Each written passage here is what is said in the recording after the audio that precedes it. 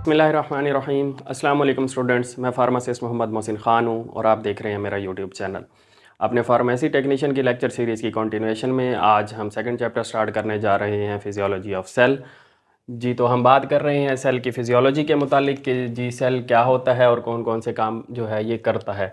Definition की बात करें, the basic unit of life is known as cell. Life की बेसिक यूनिट को हम सेल बोलते हैं। मज़ीद बेहतर करने के लिहाज में हम इसमें ऐड करते हैं basic structural and functional unit of life is known as cell. इसका क्या मतलब है? मिसाल दूँ, जैसा कि आप लोग जानते हैं कि एक रूम में बैठे हैं, आप क्लासरूम में बैठे हैं या घर में बैठे हैं, तो आप जानते हैं कि रूम जो है वो ईंटों को मुख्तलिफ़ तरतीब से जोड़ने से बना हुआ है। तो रूम का बेसिक यूनिट जो है स्ट्रक्चर का वो ईंट है। इसी तरह से अगर हम ह्यूमन बॉडी या तमाम लिविंग ऑर्गेनिजम्स की बात कर लें तो उनकी बॉडी जो है सेल्स को मुख्तलिफ ओरिएंटेशंस में अरेंज करने से बनी हुई है। तो इस वजह से हम basic structural unit of life जो है वो सेल को कहते हैं।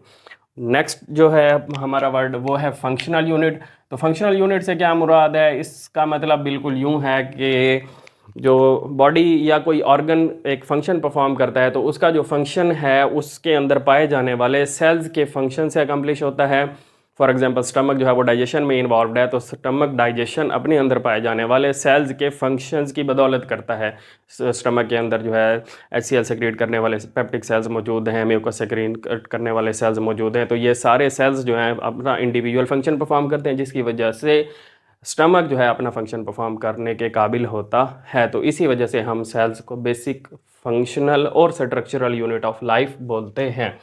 कंपोजिशन की अगर आप बात कर लें तो सेल की कंपोजिशन में हमें 5 चीज़ें देखने को मिलती हैं। पानी है सबसे पहले, 60 से 80% सेल के अंदर पानी पाया जाता है। मुख्तलिफ सेल्स के अंदर इसकी कंपोजिशन मुख्तलिफ होती है, इसका कंटेंट मुख्तलिफ है। बोन सेल्स के अंदर 20% पानी है और आपके ब्लड सेल्स के अंदर जो है वाटर का कंटेंट मज़ीद इंक्रीज़ हो जाता है। तो 60 to 80% जो है ये वेरी करता रहता है मुख्तलिफ टाइप्स ऑफ सेल्स के अंदर। नेक्स्ट जो है पार्ट इलेक्ट्रोलाइट्स हैं, जिनके अंदर सोडियम, पोटाशियम, क्लोराइड, कैल्शियम वगैरह आप जानते हैं ये भी सेल के अंदर पाए जाते हैं। तो ये अगला पार्ट जो है प्रोटीन्स पाई जाती हैं सेल्स के अंदर। सेल की जो है मेम्ब्रेन आप जानते हैं, या हम अगले लेक्चर में डिस्कस करेंगे कि प्रोटीन से बनी होती है। तो सेल के अंदर प्रोटीन्स पाई जाती हैं, सेल्स के अंदर लिपिड्स पाई जाती हैं, चिकनाइयाँ, और सेल्स के अंदर कार्बोहाइड्रेट्स भी पाए जाते हैं, यानी शुगर्स भी सेल के अंदर पाई जाती हैं। तो 5 चीज़ें हो गई। टाइप्स की अगर हम बात कर लें तो प्रेजेंस ऑफ न्यूक्लियस की बेस पर न्यूक्लियस मौजूद है या नहीं है, तो सेल को 2 टाइप्स में डिवाइड किया जाता है, prokaryotic cell and eukaryotic cell. Prokaryotic में वर्ड प्रो का मतलब होता है बिफोर और कैरियोटिक कैरियन से निकला हुआ है, जिसका मतलब होता है न्यूक्लियस। तो प्रोकैरियोटिक सेल्स हो गए बिफोर न्यूक्लियस सेल्स। ऐसे सेल्स जो न्यूक्लियस के बनने से पहले थे वो प्रोकैरियोटिक सेल्स कहलाते हैं। इनके अंदर प्रॉपर न्यूक्लियस नहीं होता, मेम्ब्रेनस ऑर्गेनेलीज नहीं पाई जाती। इनकी मिसालों के अंदर बैक्टीरियल सेल्स और वायरल सेल्स हैं, जैसा कि आप यहाँ देख सकते हैं।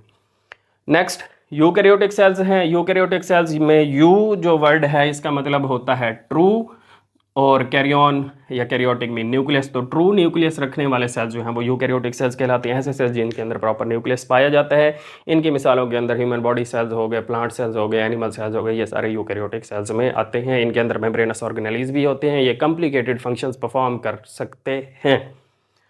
जी, अगली बात करें तो ऑर्गन और सिस्टम की बुनियाद पर जो है सेल को फर्दर डिवाइड किया जाता है। जिस ऑर्गन या जिस सिस्टम का सेल हिस्सा होता है उस ऑर्गन या सिस्टम का साथ में नाम लगा दिया जाता है। फॉर एग्जांपल नर्वस सिस्टम के सेल को नर्व सेल या न्यूरॉन कहा जाता है। इसी तरह से मस्कुलर सिस्टम के सेल को मसल सेल और बोन के सेल को बोन सेल कहा जाता है।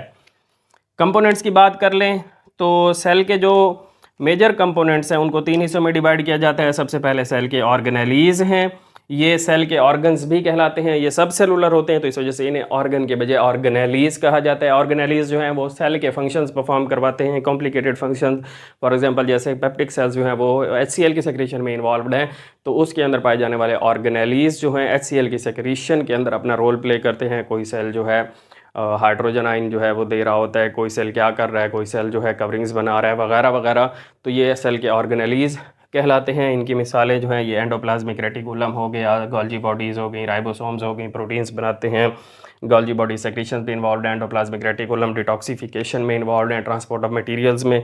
तो सेल जो है अल्टीमेटली अपना फंक्शन परफॉर्म करते हैं। तो ये ऑर्गेनेलीज होगी। नेक्स्ट जो सेल का कंपोनेंट है मेजर, उसमें लिक्विड पार्ट्स हैं सेल के, जिसे हम साइटोप्लाज्म भी बोलते हैं। और सेल के अंदर जैसे हमने डिस्कस किया पानी पाया जाता है और साथ में डिजॉल्व्ड सब्सटेंसेस हों अगर, तो ये लिक्विड पार्ट या साइटोप्लाज्म कहलाता है। और इसके अंदर प्रॉपर्ली साइटोसोल होता है जो liquid portion of the cell कहलाता है। नेक्स्ट पार्ट जो है वो सेल के अंदर कवरिंग्स हैं, ये सेल के बाहर होती हैं।